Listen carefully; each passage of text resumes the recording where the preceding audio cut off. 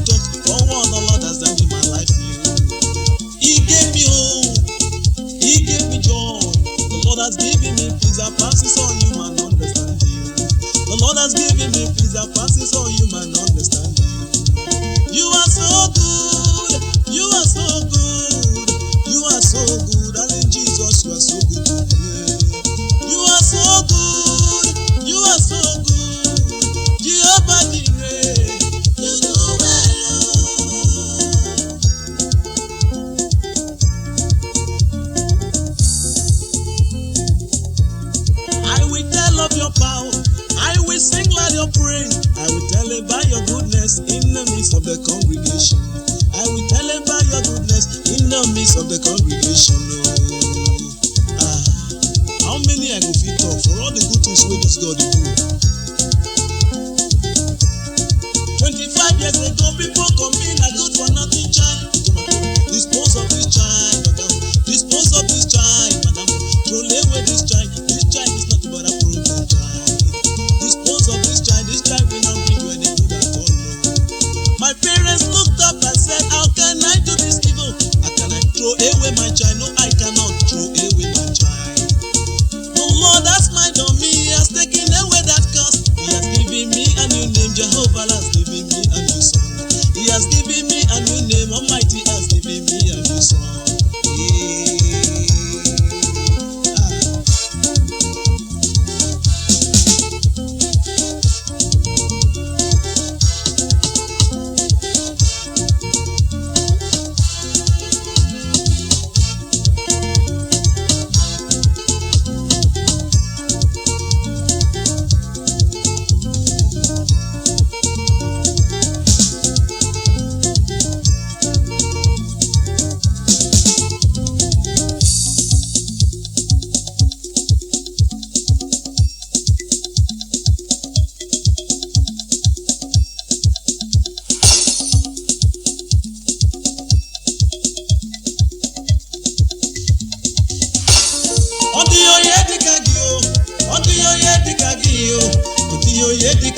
Jehovah di oye dikagi o di oye dikagi Chineke di oye dikagi o di oye dikagi o imela o di oye dikagi o imela o di oye dikagi Jehovah di oye dikagi o imela imela Jehovah imela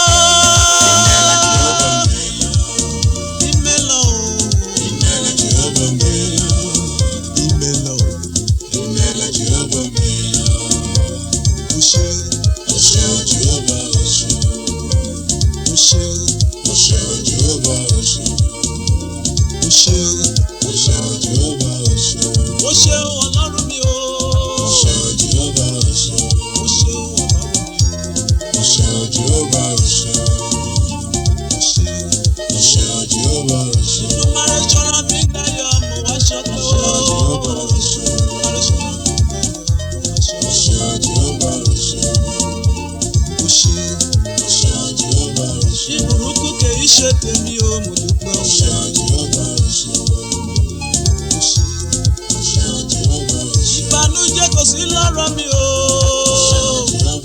ìbànújẹ́ kò sí lára mi o, mo wá ṣọpẹ́ wọn. O ṣé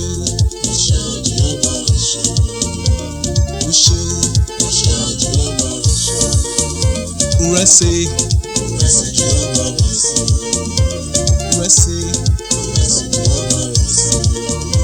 mama o, Urese vega o, Urese, Yesu no give any come and run, Urese vega o,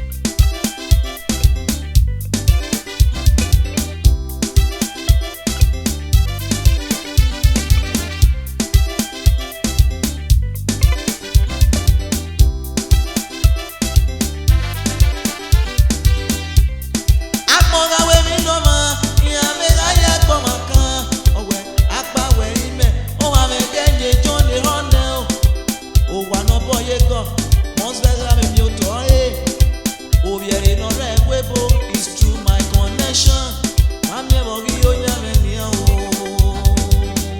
So kwi Jesu me nogi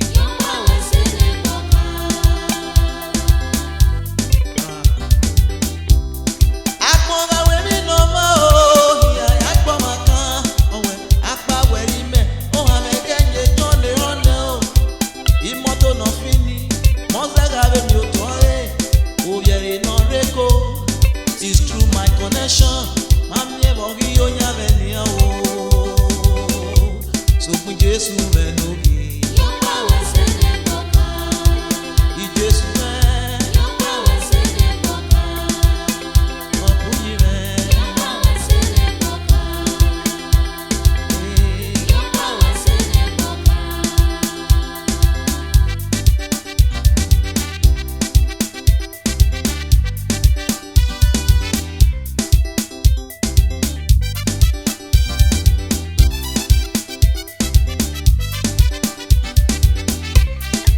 Evolare o, wadona me ememe o Esini mana koru, mami reso udano Wi Jesu re, yomba wese no fuego Oma no mweti nyare Eride o,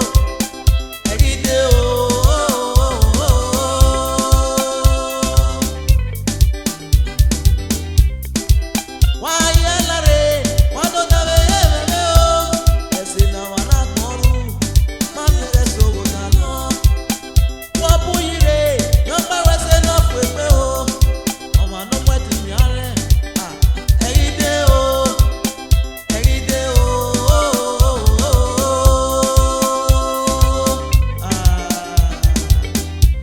I Jesu me nogi Obu I Jesu